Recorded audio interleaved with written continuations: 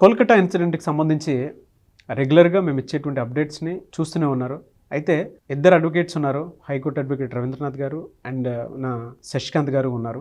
ఈరోజు దీనికి సంబంధించినటువంటి వాటిల్లో త్వరితగతిన జస్టిస్ రావాలి అనంటే ఏ విధంగా వెళ్ళాల్సినటువంటి అవసరం ఉంది అండ్ పూర్వాపరాలు గనక మనం గమనిస్తే దీనికి సంబంధించినటువంటి వాటిల్లో డెవలప్‌మెంట్స్ ఏంటి అనేది ఇద్దరు అడ్వకేట్ల మాటల్లోనే మనం అడిగి తెలుసుకుందాము.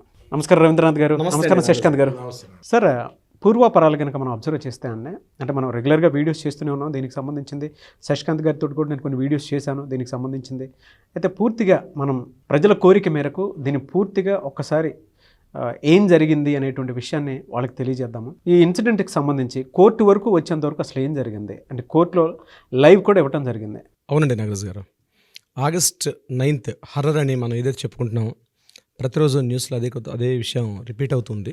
అయితే ఒక సంఘటన జరిగిన తర్వాత కోర్టు దీన్ని ఎలా యాక్సెప్ట్ చేస్తుంది, కోర్టులోకి ఎంటర్ అయిన తర్వాత కోర్టులో ఏ స్టెప్స్ ఉంటాయి, ఒక క్రైమ్ జరిగింది సో ఆ క్రైమ్ మీద ఎలా ప్రొసీడింగ్స్ ఉంటాయి, అసలు కోర్టు దీన్ని అల్టిమేట్గా జడ్జిమెంట్ ఇచ్చేటప్పుడు ఎటువంటి ప్రికాషన్స్ తీసుకుంటారు, ఏ రకంగా దీన్ని జడ్జిమెంట్ ఇచ్చే అవకాశం ఉంటుంది అనే విషయం నాకు తెలిసిన మేరకు నేను యాజ్ అడ్వకేట్గా కొంత షేర్ చేసుకునే ప్రయత్నం చేస్తాను. మొత్తం చేయలేకపోయినా అవుట్లైన్స్ చెప్తాను నాగరాజ్ గారు, ఎందుకంటే కొన్ని మాకు లిమిటేషన్స్ ఉంటాయి కాబట్టి మీకు చెప్పే ప్రయత్నం చేస్తాను దీనికి సంబంధించి. అయితే ఈ August 9th హర్రర్ కేసు ఏదైతే జరిగిందో అంటే అరౌండ్ ఆ రోజు సంఘటనలో అందులో మెయిన్ సస్పెక్ట్స్ ఇద్దరు చేసుకున్నాం. ఆ కాలేజీ ప్రిన్సిపల్ అయినటువంటి సందీప్ ఘోష్ మీద, ఇమ్మీడియట్ ఆ క్యాండిడేట్లో ఉన్నటువంటి ఎవరైతే విక్టిమ్ బాధితురాల మీద అటాక్ చేసినటువంటి వ్యక్తి సంజయ్ రాయ్, ఇద్దరి మీద ముందు ఇమీడియట్గా సస్పెక్ట్ చేశారు. సో ఒక సంఘటన జరిగిన తర్వాత ఆ సంఘటన ఇమీడియట్గా ఫస్ట్ వెళ్ళినటువంటి ఆ కాల్ ఇంపార్టెంట్ సార్. అంటే అక్కడ సంఘటన జరిగింది, ఆ సంఘటన ఎలా ఇన్ఫర్మేషన్ వచ్చింది బయటికి, ఆ ఇన్ఫర్మేషన్ తెలియగానే మనం యాజ్ ఎ సిటిజన్గా ఏం చేస్తారు.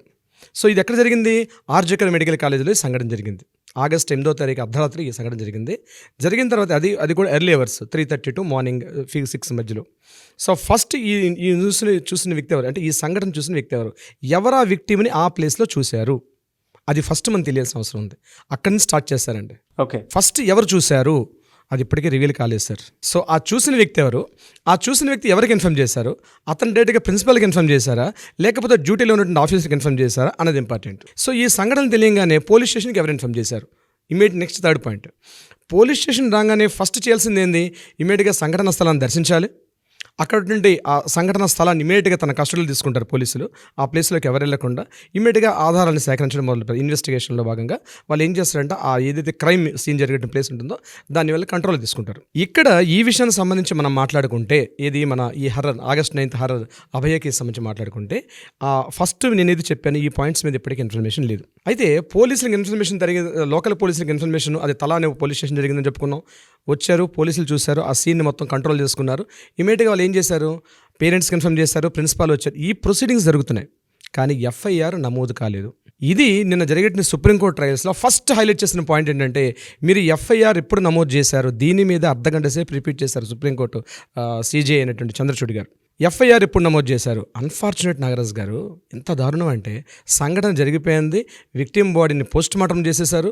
ఇది బహుశా చరిత్రలో పోస్ట్ మార్టం అయిపోయిన తర్వాత August 9th రాత్రి 11:45కి FIR నమోదు చేశారు. సో ఇక్కడ సుప్రీంకోర్టు సీరియస్ అయిందనమాట ఈ విషయం సంబంధించి. ఈ సిచ్యువేషన్ జరుగుతుందని తెలిసి ఇమీడియట్గా హైకోర్టుకి పేరెంట్స్ అప్పీల్ చేసుకున్నారు. ఎప్పుడైతే పేరెంట్స్కి మధ్యాహ్నం 1 గంట తెలిసింది, August 9th మధ్యాహ్నం 1 గంటకి ఈ విక్టిమ్ బాడీని చూపించారు.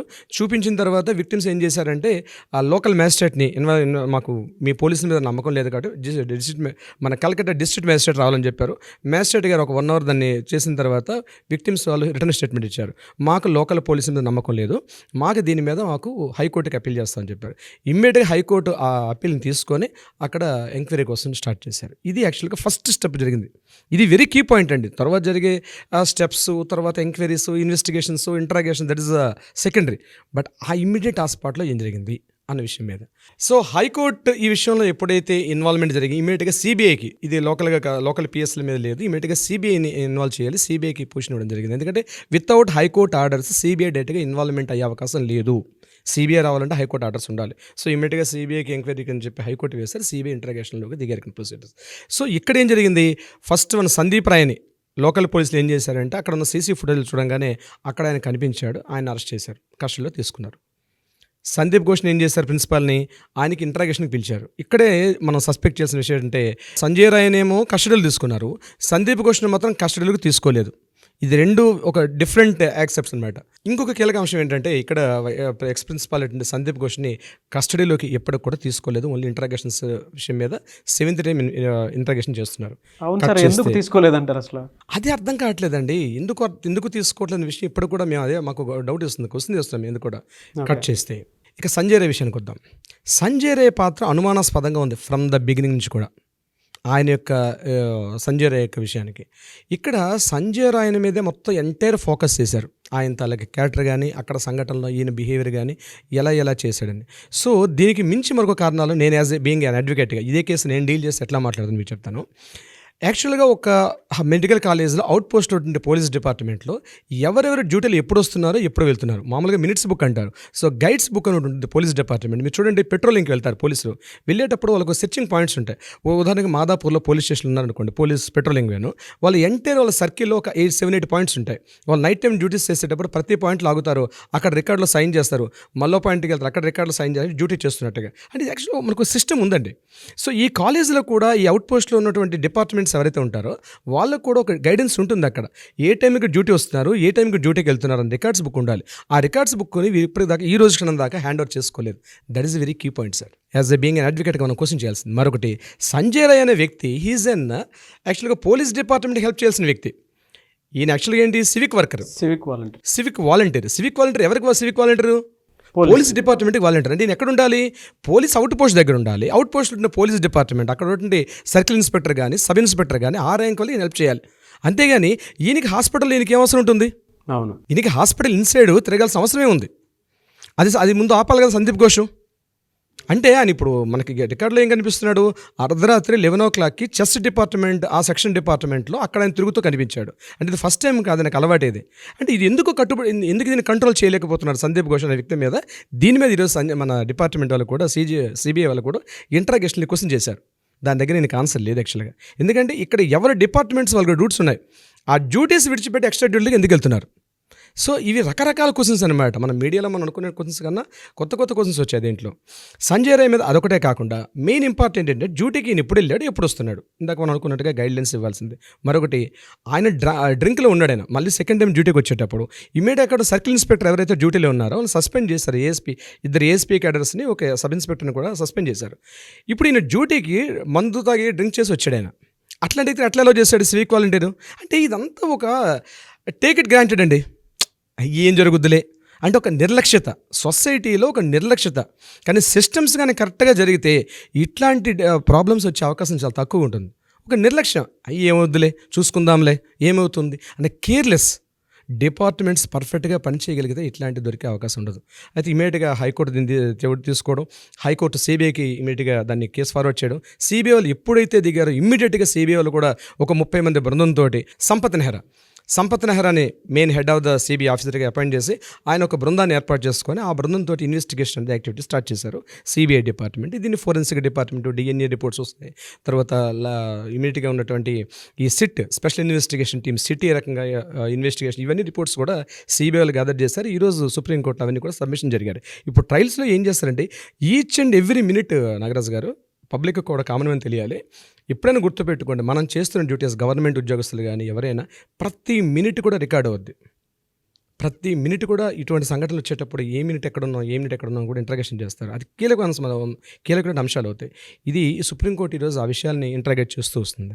మరొక ప్రధానమైన అంశం, సుప్రీంకోర్టు చంద్రచూడ్ గారి ఆధ్వర్యంలో జరుగుతుంది ఏదైతే ఇందులో కీలకమైన అంశం ఏంటంటే మమతా బెనర్జీ గారి తాలూకు ఇష్యూ. అంటే స్టేట్ గవర్నమెంట్ ఏ రకంగా ఇక్కడ ఇన్వాల్వ్మెంట్ వెళ్తుంది, స్టేట్ గవర్నమెంట్ ఎంత కేర్లెస్గా ఉంది అన్న విషయాలు అన్నవి ప్రధాన అంశంగా ఉన్నాయి. దానికి సంబంధించి హైకోర్టు అడ్వకేట్ శశికాంత్ గారు ఎక్స్ప్లెయిన్ చేస్తారు. థ్యాంక్ యూ అండి రవీంద్ర గారు, చాలా చక్కగా మీరు కేసు గురించి వివరించారు. అయితే ఎప్పుడైతే సార్ చెప్పినట్టు, రవీంద్ర గారు చెప్పినట్టు ఎప్పుడైతే సుప్రీంకోర్టు సుమోటోలోగా తీసుకుందో, ఇవాళ మనకి సిబిఐ కొంచెం రిపోర్ట్స్ ఇస్తాం జరిగింది నాగరాజు గారు. అయితే స్టన్నింగ్ ఫ్యాక్ట్స్ సిబిఐ చెప్తాం జరిగింది. సిబిఐ ఏం చెప్తుంది అంటే, ఈయన సంజీవ్ రాయ్ గురించి ఏం చెప్తుంది అంటే CBI is alcoholic addicted monstrous sexual pervert అని డిస్క్రైబ్ చేస్తాం జరిగింది. అంటే ఈజ్ ఆల్కహాలిక్ అడిక్టెడ్, తాగుబోతు, సెక్షువల్ పర్వర్ట్ అంటే అందరికి తెలుసు, అండ్ ఈజ్ ఆల్సో మాన్స్ట్రస్ అంటే రాక్షసుడికి ఎట్లాంటి ఎమోషన్స్ ఉంటాయో అట్లాంటి ఇమోషన్స్ ఈయనకు కూడా ఉన్నాయి. ఎందుకు చెప్పారు అట్లా అంటే, ఇంట్రాగేషన్లో, సిబిఐ ఇంట్రాగేషన్లో ఎప్పుడైతే ఇంట్రాగేషన్ జరుగుతుందో ఆయన ఈ సంజయ్ రాయ్ అనేటోడు క్యాజువల్గా చెప్పేస్తాం జరిగింది. వాని ఫేస్లో ఇమోషన్సే లేవు. అంటే ఎంత సాడిస్టిక్ నేచరో అర్థం చేసుకోండి. ఆ సివిక్ వాలంటీర్ ఎవరైతే అపాయింట్ చేశారో ఆర్జికర్ హాస్పిటల్ అండ్ మెడికల్ కాలేజీల్లో, అలాంటి మనిషిని ఎలా అపాయింట్ చేశారో అన్నది ఫస్ట్ క్వశ్చన్ మార్క్. అయితే మనం ఇక్కడ చూసుకుంటే ఆ సిబిఐ రిపోర్ట్ ఏం చెప్పింది అంటే, it clearly indicates that it's a rape done by Sanjeev Roy only. అంటే ఇది గ్యాంగ్ రేప్ కాదు, ఇది rape only done by Sanjay Roy అని చెప్తాం జరిగింది. అట్ ద సేమ్ టైం బ్రాకెట్లో yet to be ruled out if it's not a gang rape అంటుంది. అంటే ఇంకా మేము గ్రౌండ్ వర్క్ చేస్తున్నాము, దీన్ని కంప్లీట్గా గ్యాంగ్ రేప్ కాదు అని రూల్ అవుట్ చేయలేము. సో రేపటికి ఇంకా ఫారెన్సిక్ ఎఫ్ఎస్ఎల్ నుంచి ఇంకా రిపోర్ట్స్ వచ్చాయి, ఫారెన్సిక్ ల్యాబ్ నుంచి వచ్చిన తర్వాత ఇది గ్యాంగ్ రేప్ కాదు, కంప్లీట్గా సంజయ్ రాయ్ అని చెప్తానికి ఇంకొక 1 day టైం అడిగారు. At the same time CBI interrogation చేస్తున్న ఈ వ్యక్తి సందీప్ ఘోష్, ఎవరైతే ex principal of RG Kar college ఉన్నారో, ఆయన కూడా కొన్ని సంచలనాలు చెప్తాం జరిగింది. ఎట్లా అంటే ఆయన ఇంట్రాగేషన్లో కొన్ని విషయాలు ఒప్పుకుంటాం కూడా జరిగింది. అది ఎలాంటి విషయాలు అంటే, ఎవ్రీ 2 days ఒక 500 కిలోల disposable syringes, rubber gloves and ఈ గ్లూకోజ్ బాటిల్స్ ఉంటాయి కదా, సిలైన్ బాటిల్స్, అలాంటి బాటిల్స్ ఎవ్రీ 2 days ఒక 500 కిలోలు అక్యుములేట్ అవుతుంది కాలేజ్లో. ఆ 500 కిలోల్ని బంగ్లాదేశ్కి సంబంధించిన 2 వ్యక్తులతోటి రీసైకిల్ చేయించి మార్కెట్లో మళ్ళీ దాన్ని అమ్ముతున్నాడు. That is one business what this fellow Sandeep Ghosh is doing, so called X principal is doing. Apart from that, అదే కాకుండా శవాల మీద, అంటే ఆర్ఫన్ డెడ్ బాడీస్, అనాథ శవాలలో పార్ట్స్, కిడ్నీ, లివర్, ఐస్ ఇట్లాంటివి తీసి is doing a medical mafia across the state అని చెప్తున్నా కూడా అతిశయోక్తి లేదు. బికాస్ ఇంట్రాగేషన్లో ఇవన్నీ కూడా బయటకు వస్తుంది జరిగినాయి. ఇప్పుడు సిబిఐ ఇంట్రాగేషన్లో సంజయ్ ఘోష్ దగ్గర నుంచి ఇంకా కొన్ని వెలువడినవి ఏంటి అంటే, సీన్ ఆఫ్ అఫెన్స్ ఏదైతే ఉందో దాన్ని అల్టర్ చేయాలని ట్రై చేసింది ఈ ప్రిన్సిపలే. ఎఫ్ఐఆర్ డిలే అవటానికి కారణం ఈ ప్రిన్సిపలే. పేరెంట్స్కి డెడ్ బాడీ చూపించకపోతానికి కారణం ఈ ప్రిన్సిపలే. ఈ 3 పాయింట్స్ కూడా సిబిఐలో వస్తుంది జరిగింది. అయితే నాగరాజు గారు, ఇక్కడ మనం కనెక్ట్ చేయాల్సిన పాయింట్స్ ఏంటి అంటే, ఇదే సిబిఐ రిపోర్ట్లో 2 వ్యక్తులు క్లియర్గా కలిసి క్రైమ్ చేస్తే ఎలా వస్తుందో అది మనకి వెలువడుతుంది. ఎందుకంటే ఒకవైపు సిబిఐ రిపోర్ట్లో సంజయ్ రాయ్ రేప్ ఇన్వాల్వ్మెంట్ అన్నది క్లియర్గా అర్థమైపోయింది. ఎందుకంటే ఆ చనిపోయిన అమ్మాయి గోర్లలో స్కిన్ తీసి టెస్ట్ చేస్తే అది ఈ సంజయ్ రాయ్దే అని తెలిసిపోయింది. At the same time CBI వెలువడిలోనే వచ్చింది ఏంటి అంటే, బయటకు వెలుగులోకి ఈ సీన్ ఆఫ్ అఫెన్స్ని డిస్టర్బ్ చేస్తానికి ట్రై చేసింది ఈ ప్రిన్సిపలే. ఎఫ్ఐఆర్ డిలే అవుతానికి కారణం ఈ ప్రిన్సిపలే. సో ఒక పక్కన గోర్లలో స్కిన్ ఈయనది మ్యాచ్ అవుతుంది, డిఎన్ఏలో కన్ఫామ్ సంజయ్ రాయ్దే అని తెలిసిపోయింది. ఇంకొక పక్కన ఈ సీన్ ఆఫ్ అఫెన్స్ని డిస్టర్బ్ చేయాల్సిందే అన్నది సందీప్ ఘోష్ అని అర్థమైపోయింది. ఎఫ్ఐఆర్ డిలే అవుతానికి కారణం సందీప్ ఘోష్ అని అర్థమైపోయింది. ఈ 2 పాయింట్స్ని, వీటిని కలబరిస్తే ఇది క్లియర్గా సందీప్ ఘోష్ అండ్ సంజయ్ రాయ్ కలిసి చేసిన మర్డర్ అండ్ రేప్ అనేది వెలువడుతుంది. అయితే they are not ruling it out as a gang rape. ఇంకొక రోజులో ఎఫ్ఎస్ఎల్ నుంచి, ఫారెన్సిక్ ల్యాబ్ నుంచి ఇంకా రిపోర్ట్స్ వచ్చే ఉన్నాయి. వచ్చిన తర్వాత ఇంకా ఎవరైనా డిఎన్ఏస్ మ్యాచ్ అవుతాయా, సీన్ ఆఫ్ అఫెన్స్లో ఇంకెవరైనా ప్రెజెన్స్ ఉందా అన్నది చూస్తాం కూడా జరుగుతుంది. దాని తర్వాత క్లియర్గా మళ్ళీ మనం డిస్కస్ చేసుకోవచ్చు నాగరాజ్ గారు. అయితే అదే కేసులో ఈ సంజయ్ రాయ్ అనేటోడు ఎవరైతే ఉన్నాడో, August 8th morning 11:30, afternoon noon 11:30 to 12 మధ్యలో వీళ్ళకి రేకి వేసిన సందర్భం కూడా సీసీటీవీలో క్లియర్గా కనిపించింది. మార్నింగ్ 11:30 to 12 మధ్యలో ఎక్కడైతే ఈ అమ్మాయి తిరుగుతుందో అక్కడక్కడ వీడు వెనకాల తిరుగుతూ ఆ అమ్మాయిని అబ్జర్వ్ చేస్తూ ఉన్నాడు అనేది సీసీటీవీలో క్యాప్చర్ అయింది అనేది మనకి నేషనల్ మీడియాలో ఆ సోర్సెస్ మనకు తెలిసింది. So it is a clear cut cool blooded plan murder అని చెప్తాను 1% కూడా డౌట్ లేదు. మర్డర్ చేసింది కూడా వీళ్ళిద్దరే అన్నది కూడా ఆల్మోస్ట్ ఆ సీక్వెన్సెస్ లేస్తున్నాయి. But still due respect to the courts, apex courts of country, సబ్జుడిస్లో ఉంది కాబట్టి మనం ఏమి డిక్లేర్ చేస్తానికి ఉండదు. We just need to wait for 1 more day. But ఆధారాలు బట్టి, సాక్ష్యాలు బట్టి చూస్తుంటే ప్రజలందరికీ అర్థమవుతుంది వెస్ట్ బెంగాల్ గవర్నమెంట్ ఎంత ఫెయిల్ అయింది. పోలీస్ డిపార్ట్మెంట్ ఈ సందీప్ ఘోష్ తోటి కలిసి ఏ అక్రమ వ్యాపారాలు చేశాయి, ఇవన్నీ కూడా బయటకు వచ్చినాయి. కాబట్టి మనం ఈజీగా ఈ కేసుని బర్స్ట్ చేస్తారు మన సిబిఐ వాళ్ళు అని చెప్పచ్చు. సెక్షన్ 376 ఇందులో గ్యాంగ్ రేప్ అన్నదే కాకుండా 302 మనకి అంటే బిఎన్ఎస్లో 103 బిఎన్ఎస్లో 64 అండ్ 103 ఈ 2 సెక్షన్స్ కూడా ఈయన మీద ఇంపోజ్ అయితే ఖచ్చితంగా ఈయనకైతే ఉరి తీసే అవకాశం అయితే అది తొందరగా కూడా అది అవకాశం ఉంటుంది. Correct sir. IPC 376 which is now converted to BNS 64 section says that a rape case now in the new BNS might be extended to hang till death or 20 years till 20 years punishment కూడా rigorous punishments కూడా ఉన్నాయి. So ఖచ్చితంగా sir కానీ మీ ఉద్దేశంలో ఇప్పుడు సందీప్ ఘోష్ గారికి life death ఉంటుందా, లేకపోతే ఆయనకి ఏమైనా ఇంప్రిజ్మెంట్ లైఫ్ టు లైఫ్ ఇప్పుడు చట్టపరంగా చూసుకుంటే మనము ప్రీవియస్ కేసెస్ చూసుకుంటే ఇప్పుడు మనము ఢిల్లీ నిర్భయ కేసు చూసుకున్నా కూడా మనకి వచ్చిన జడ్జ్మెంట్స్లో it was had to be hang till death. So mostly ఇదే వస్తుందని నేను అనుకుంటాను సార్. మనం తొందరగా ఏంటంటే ఈ కేసుని కూడా మనం కూడా డిఫెన్స్ కోర్టులో చేసేది అదే తొందర దీన్ని డ్రాగన్ చేస్తున్న కొద్దిగా డిలే అవుతుంటాయి. అంటే ఎవిడెన్స్ అన్ని కూడా డివేట్ అయ్యే అవకాశం. ఒక శుభ పరిణామం ఏంటంటే రవి సార్, ఇందులో మనకి డిఫెన్స్ లాయర్స్ ఎవరు వస్తానికి కూడా లేరు. ఎగ్జాక్ట్లీ చూసుకుంటే మొదటి రోజు బట్ రేపు మార్నింగ్ నాగరాజ్ గారు సంజయ్ రే అని రేపు ఈవినింగ్ కోర్టులో ఇక్కడ ప్రొడ్యూస్ చేస్తారు, మన కల్కట్టా హైకోర్టులో. అయితే దీంట్లో ఇంకొక ఇంపార్టెంట్, సిబిఐ వాళ్ళు జస్ట్ ఇది ఓన్లీ ఫర్ ద బయట నుంచి వర్చువల్ హియరింగ్ చేస్తాం తప్పించి డైరెక్ట్గా సిబిఐ నుంచి ఎవరు కూడా ఇన్వాల్వ్ అవ్వట్లేదు. అవునా? ఎగ్జాక్ట్లీ దిస్ వెరీ మనకి ఇప్పుడు అందిన ఇన్ఫర్మేషన్ ఏంటంటే ఈ సంజయ్ రేని ఎప్పుడైతే రేపు కలకట్టా హైకోర్టులో ప్రొడ్యూస్ చేస్తారో హైకోర్టులో జరిగే సంఘటనలు ఏం జరుగుతాయి అన్నది ఇక్కడ సిబిఐ నుంచి ఎవరు కూడా రిప్రజెంట్ చేయట్లేదని చెప్పి జస్ట్ మనకు అందిన వార్త ఏంటంటే అది ఓన్లీ జస్ట్ వర్చువల్ హియరింగ్స్ అయ్యి కొన్ని సెక్యూరిటీ రీజన్స్ చాలా కారణాల వల్ల సేఫ్టీ మెజర్స్ తీసుకొని అక్కడ మళ్ళీ ఎవరైతే ఈ ముద్దాయి ఉన్నాడో ఆయన్ని మళ్ళీ వీళ్ళు హతమార్చే ఛాన్సెస్ కూడా ఇప్పుడు మనం చూస్తూ ఉంటాం జనరల్గా. అవును, అసలు ఒరిజినాలిటీ రాకూడదు అనుకుంటే ఇప్పుడు పట్టుకున్న నిందితుడిని హతమార్చే ఛాన్సెస్ కూడా ఉంటాయి కాబట్టి ఇట్లాంటి సెక్యూరిటీ రీజన్స్ ఉంటాయి. ఇక్కడ గవర్నమెంట్ వర్చువల్ హియరింగ్కి వెళ్తున్నారు, వర్చువల్ హియరింగ్ వెళ్తున్నారు. బట్ ఇక్కడ ఏంటంటే నాగరాజ్ గారు ఈ పర్సన్ ప్రెసెంట్ ఎక్కడ ఉన్నాడినా కల్కట్టా సెంట్రల్ జైల్లో ఉన్నాడినా సంజయ్ రాయ్. సెంట్రల్ జైలు నుంచి హైకోర్టుకి నాకు తెలిసి 4.5 కిలోమీటర్స్ డిస్టెన్స్ సెంట్రల్ జైలు నుంచి హైకోర్టు వరకు. ఈ ట్రావెల్ చేసేటప్పుడు అందుకే రేపు వెరీ సెన్సిటివ్ ఉంటుందండి. రేపు కలకట్టా టౌన్ అంతా కూడా సెన్సిటివ్ ఉంటుంది. యావత్ దేశం కూడా ఈ మెయిన్ అయితే ఎవరైతే ఈ కల్పిట్ ఉన్నాడో తీసుకెళ్ళి రేపు కోర్టులో ప్రొడ్యూస్ చేసి సెకండ్ టైం డెఫినెట్గా ఉంటుంది సార్. ఎందుకంటే దిశ ఇన్సిడెంట్ జరిగినప్పుడే జనరల్గా కోర్టు నుంచి లేదంటే డిపార్ట్మెంట్ అంటే మనం పోలీస్ స్టేషన్ నుంచి బయటికి తీసుకెళ్లేటప్పుడే ఇక్కడ ఉండేటువంటి మన తెలుగు ప్రజలు రాళ్ళు ఇచ్చి కొట్టారు. అవునండి, అంటే అంత దారుణమైనటువంటి దాడి జరిగే అవకాశం కూడా ఉంటుంది. కేసీఆర్ గారి మీద ప్రెషర్ తీసుకొచ్చినటువంటి సందర్భం కూడా చూసాం మనం. అంటే వాళ్ళ ఎమోషన్స్ ఆపలేము. అన్యాయం జరిగింది అని అంటే వాళ్ళ ఎమోషన్స్ ఆపలేము మనం. అంటే ఇప్పుడు సిబిఐ కూడా మీరు చెప్పింది అబ్జర్వ్ చేస్తే నారాజ్ గారు, they are describing him as a monster and they are describing him as a animal instinct fellow and they are describing very clearly. ఆ సైకో అనాలిసిస్ చేశారు వీళ్ళు సిబిఐ వాళ్ళు. ఆ సైకో అనాలిసిస్లో క్లియర్గా వీడు మనిషి కాదు, వీడు ఈ he's got animal instincts with monsters feelings without any expressions and any emotions. He was explaining the narration which is horrified and shocking to us అని సిబిఐ చెప్తాం జరిగింది.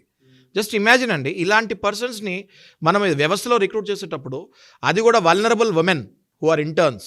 అంటే ఇప్పుడు మీరు తీసుకొని చంద్రచూడ్ సింగ్ గారు కూడా చంద్రచూడ్ గారు కూడా ఆయన చెప్పింది ఏంటి అంటే very clearly, interns who are vulnerable women by the virtue of gender they are working in hospitals. You have to be very careful. అందుకే ఇప్పుడు మనకి నేషనల్ టాస్క్ ఫోర్స్ కూడా పెడతాం జరిగింది. ఏంటి సార్ రవి గారు? Correct, exactly. అక్కడున్న వాతావరణాన్ని బట్టి ఏం చెప్పొచ్చు అంటారు? లా అండ్ ఆర్డర్ కంప్లీట్గా ఫెయిల్ అయిపోయిందండి. మమతా బెనర్జీ గారు ఆధారం, ఎందుకంటే హోమ్ ఆవిడ చేతిలో ఉంది, హెల్త్ ఇండస్ట్రీస్ అంతా కూడా ఆవిడ చేతిలో ఉంది. టోటల్గా ఆ రాష్ట్రంలో వెస్ట్ బెంగాల్ స్టేట్లో శాంతి భద్రతలు పూర్తిగా కంట్రోల్ తప్పాయండి. ఏదో పక్క దేశంలో ఉన్న ఫీలింగ్ వస్తుంది. మన రాష్ట్రంలో చాలామంది మా ఫ్రెండ్స్ వీళ్ళందరికీ మేము ఫోన్ చేస్తుంటే అంటున్నారు, మేము ఇక్కడ బంగ్లాదేశ్లో ఉన్నామా లేకపోతే మేము పాకిస్తాన్లో ఉన్నా. అటువంటి ఒక భయానక వాతావరణం ఈరోజు వెస్ట్ బెంగాల్లో ఉంది. అయితే అందుకనే సెంట్రల్ గవర్నమెంట్ ఏం చేస్తుందంటే సిఆర్పిఎఫ్ దళాలు అక్కడ ఉన్నాయి ఈరోజు. కంప్లీట్గా వెస్ట్ బెంగాల్ మ్యాక్సిమం ఏదైతే సెన్సిటివ్ పాయింట్స్, ఎందుకంటే వెస్ట్ బెంగాల్లో మీకు 24 పరగనాస్, మాల్టాస్, ఇగన్ సెంట్రల్ ఏదైతే మెయిన్ సెంట్రల్ కల్కట్టా, ఇట్లాంటి మెయిన్ కీ పాయింట్స్ అన్ని కూడా మన సందేశ్ ఖాళీ ఇన్సిడెంట్ జరిగినప్పుడు ఇవన్నీ కూడా గడిచిన లాస్ట్ 4 monthsలో కంటిన్యూ న్యూస్లు వస్తున్నాయి కల్కట్టా మీద. సెన్సిబుల్గా ఉందండి. అందుకని సిఆర్పిఎఫ్ దళాలు వచ్చేసి పూర్తిగా ఆక్యుపై చేస్తుంది కల్కట్టా మొత్తం కూడా. ప్రతి సెంటర్లో కూడా లోకల్ పోలీసులు డమ్మీ అయిపోయారు. మేబీ రాష్ట్రపతి పాలన వచ్చే అవకాశం కూడా ఉందేమో అంటున్నారు చాలామంది. అది చూద్దాం. రేపు ఒక కీ పాయింట్ ఏంటంటే ఈ సంజయ్ రాయ్ రేపు విక్టిమ్ తీసుకెళ్ళి ఏం చేస్తారు, ఏమైనా జరగవచ్చు. ఎందుకంటే కలకత్తా అనేది దేశ స్వాతంత్రంలోనే ఒక ప్రధాన పాత్ర పోషించింది. మరి ఎటువంటి కొత్త శకానికి, కొత్త డిజైన్స్కి, కొత్త యాక్ట్స్కి, కొత్త అమెండ్మెంట్స్కి, కొత్త రెవల్యూషన్స్కి, ఇవన్నిటికి కూడా రేపు జరిగే సంఘటనలు కానీ కొత్తగా సుప్రీంకోర్టు ఇచ్చే జడ్జిమెంట్స్ కూడా చాలా మార్పులు తీసుకుంటుంది. ఎందుకంటే మంచి మార్పులు తీసుకుంటే నెక్స్ట్ జనరేషన్, మన జనరేషన్ ఉంటుంది ఉండదు నాగరాజ్ గారు, డెఫినెట్గా ఒక మంచి డెసిషన్ తీసుకుంటే అమెండ్మెంట్స్ వస్తే నెక్స్ట్ జనరేషన్ మంచి హ్యాపీ సొసైటీ, హ్యాపీగా లివింగ్ ఉంటుంది. కరెక్ట్ రవీంద్ర గారు మీరు చెప్పేది. అట్లనే మనం చూసుకుంటే కనుక ఇప్పుడు దాకా జరిగిన ఇలాంటి క్రిటికల్ క్రూయల్ మర్డర్స్ అండ్ రేప్స్లో సుప్రీంకోర్టు అతి త్వరగా సుమోటోలాగా తీసుకొని ఇన్వాల్వ్ అయ్యి కామన్ పబ్లిక్కి ఇవాళ చూస్తే మనం సుప్రీంకోర్టు ఇవన్నీ కూడా లైవ్ రికార్డింగ్ ఉంటుంది నాగరాజు గారు. కామన్ పబ్లిక్కి తెలిసేటట్టు అది మేము ఉన్నాము మీ వెనకాల, judiciary system is behind a common man అని చెప్పి ఎవరైతే సీజీఐ గారు మన చంద్రచూడ్ గారు ఇన్వాల్వ్ అయ్యి పాయింట్ టు పాయింట్ ఏది క్షుణ్ణంగా, అంటే వెస్ట్ బెంగాల్ ఇచ్చిన రిపోర్ట్స్ కూడా ఇవి ఎంత nasty reports, how can a government be so careless and reckless అని మొట్టికాయలు వేస్తూ సిబిఐ దగ్గర నుంచి రిపోర్ట్స్ తీసుకుంటూ జరుగుతుంది. మనం అబ్జర్వ్ చేస్తే జ్యుడిషియరీ సిస్టమ్ గత 10 ఏళ్ళకి ఇప్పటికీ మనం చూసుకుంటే జ్యుడిషియరీ సిస్టమ్ ఎంత స్ట్రాంగ్, ఎంత స్ట్రెంథనింగ్, కామన్ మ్యాన్కి ఎంత భరోసా క్రియేట్ చేస్తుంది మనం చూసుకుంటే definitely it is appreciable thing అండి. True sir. ఎందుకంటే అండ్ ఈ విషయంలో మాత్రం జ్యుడిషియరీ సిస్టమ్కి హ్యాట్స్ ఆఫ్ చెప్పాలి, అప్రిషియేట్ చేయాలి. దాంతోపాటు మీ ఇద్దరికీ సార్, ఎందుకంటే ఈ ఇన్సిడెంట్కి సంబంధించి సామాజిక న్యాయం జరగాలి అనుకునేటువంటి ప్రతి ఒక్కరూ కోరుకునేటువంటి ఇన్సిడెంట్లో మీరు ప్రధాన పాత్ర పోషించి ఇవాళ ఛానల్కి వచ్చి ప్రతిసారి అప్డేట్ ఇచ్చి కూడా, అంటే ఏది ఇప్పుడు అక్కడి నుంచి లైవ్ ఏదైతే జరుగుతుందో కొన్ని విషయాలు మనకు అర్థమవుతాయి, కొన్ని విషయాలు అర్థం కావు, లాంగ్వేజ్ ప్రాబ్లం కూడా ఉంటుంది. బట్ డీటెయిల్డ్గా మీరు ఇచ్చినటువంటి ఆ నాలెడ్జ్ ఏదైతే ఉందో, ఆ అవేర్నెస్ ఏదైతే ఉందో, లీగల్ అవేర్నెస్తో పాటు అక్కడ జరుగుతున్నటువంటి ఇన్సిడెంట్కి, సో అడ్వకేట్స్గా మేము మీకు స్పెషల్ థ్యాంక్స్ చెప్పాలి. మీరు మాకు స్పెషల్గా థ్యాంక్స్ చెప్పే ముందు యాజ్ బీయింగ్ అన్ అడ్వకేట్స్గా, మేము హైకోర్టు అడ్వకేట్స్గా మేము చెప్పేది ఏంటంటే, ఒక ప్లాట్ఫామ్ అనేది మీరు క్రియేట్ చేశారు సార్. ఈ విషయంలో సుమన్ టీవీ మేనేజ్మెంట్కి ప్రత్యేకంగా మీకు నాగరాజు గారు, నేను మీతో ఎన్నో వీడియోస్ తీస్తాను. నేను మిమ్మల్ని పర్సనల్గా దగ్గరుండి ఫాలో చేస్తాం జరిగింది, అబ్జర్వ్ చేస్తాం జరిగింది. మీకు సమాజం పట్ల ఉన్న responsibility is really hats off అండి. ఏ చిన్న ఇన్సిడెంట్ జరిగినా మీరు దాన్ని క్షుణ్ణంగా పరిశోధించి అడ్వకేట్స్ని పిలిపించి వాళ్ళతోటే లీగల్ పాయింట్స్ సెక్షన్స్తో పాటు చెప్పించి, ఏదైతే కామన్ మ్యాన్కి అసలు ఎప్పుడు దాకా అసలు ఇలాంటి చట్టాలు ఉంటాయా అని తెలియంది మీరు కామన్ మ్యాన్కి వ్యక్తపరిచి, స్క్రీన్ పైన ఉన్న నెంబర్కి మీరు కాల్ చేయండి, మేము మీ వెనకాల ఉన్నాము అని భరోసా మీరు ఏదైతే ఇస్తున్నారో, really hats off to you Nagaraj గారు. కంగ్రాచులేషన్స్ నేను చెప్పగలుగుతాను దీని మీద మీకు. డెఫినెట్లీ ఇలాగే మీరు ఏ ఇన్సిడెంట్ సమాజంలో జరిగినా కూడా దీన్ని పబ్లిక్కి తెలిసేటట్టు, దానికి సెక్షన్స్ ఏవి అప్లికబుల్లో తెలిసేటట్టు, సెక్షన్ నెంబర్స్ వాళ్ళు గుర్తుపెట్టుకోకపోయినా పర్వాలేదు, కానీ మీకు ఈ సెక్షన్ వెనకాల ఉంది, మీరు భయపడకండి అని మా అడ్వకేట్స్ నోట్తోనే మీరు చెప్పించేటట్టు చేస్తున్నారు కదా. రియల్లీ వెరీ గుడ్ జాబ్ అండి, you're doing, keep going, all the best. Thank you so much. Thank you so much Nagaraj గారు.